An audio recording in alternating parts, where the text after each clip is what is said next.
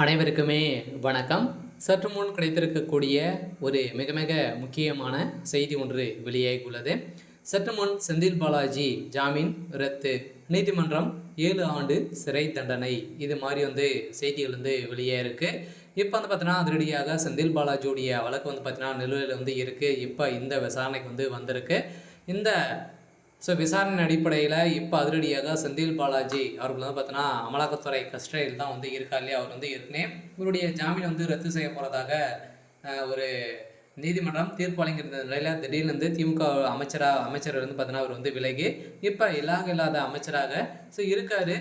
இந்த நிலையில் தான் இப்போ அதிரடியாக பார்த்தீங்கன்னா செந்தில் பாலாஜி மீது 50,000 பக்கங்கள் கொண்ட குற்றப்பத்திரிகை பார்த்தீங்கன்னா சகோதரர்களுடன் செந்தில் பாலாஜி இன்று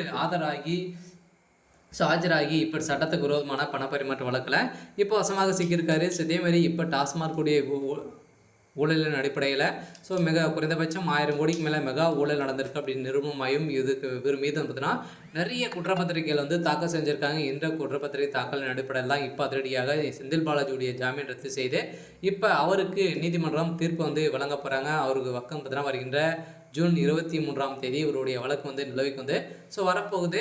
இந்த நிலையில் தான் செந்தில் பாலாஜியுடைய கதை ஒட்டுமொத்தமாக முடிய போகுது. இதை பற்றி இந்த வீடியோவில் நம்ம முழுமையாக பார்க்கலாம். அதுக்கு முன்னாடி நம்ம சேனலுக்கு இப்போ தான் நீங்கள் முதல் முறையாக வந்திருக்கீங்க அப்படின்னா மறக்காமல் நம்மளுடைய சேனலை சப்ஸ்கிரைப் பண்ணி சப்போர்ட் பண்ணுங்கள். வாங்க வீடியோக்குள்ளே போகலாம். இதை பார்த்தீங்கன்னா சட்டவிரோத பண பரிமாற்ற வழக்கில் முன்னாள் அமைச்சர் செந்தில் பாலாஜி சகோதரருடன் இன்று கோர்ட்டில் பார்த்தீங்கன்னா நேற்று ஆஜராகி இந்த 12 பேருக்கு குற்றப்பத்திரிகை நகல் வழங்கப்பட்டது. இந்த நகலின் அடிப்படையில் முன்னாள் அமைச்சர் செந்தில் பாலாஜி மீது அமலாக்கத்துறை சட்டவிரோத பண பரிமாற்ற வழக்கில் தொடுத்துள்ள இந்த வழக்கு சென்னை முதன்மை அமர்வு நீதிமன்றத்தில் விசாரணை உள்ளது. இருந்தாலுமே செந்தில் பாலாஜி எதிராக அமலாக்கத்துறை குற்றப்பத்திரிகை தாக்கல் செய்திருந்த நிலையில் கூடுதல் பத்திரிகையும் கடந்த ஜனவரியில் தாக்கல் செய்யப்பட்டது. இந்த தாக்கலின் அடிப்படையில் செந்தில் பாலாஜி மீது 13 பேர் மீது குற்றம் சாட்டப்பட்டுள்ளது. இதனால இவருக்கு 50,000 பக்கங்கள் கொண்ட குற்றப்பத்திரிகை ஆவணங்களை காகித வடிவில் வழங்கப்பட்ட அமலாக்கத்துறைக்கு கோர்ட் உத்தரவிட்டு இருந்தது. இந்த நிலையில் தான் நேற்று நடந்த விசாரணை அடிப்படையில் செந்தில் பாலாஜியுடைய வழக்கில் பார்த்தீங்கன்னா இவருக்கு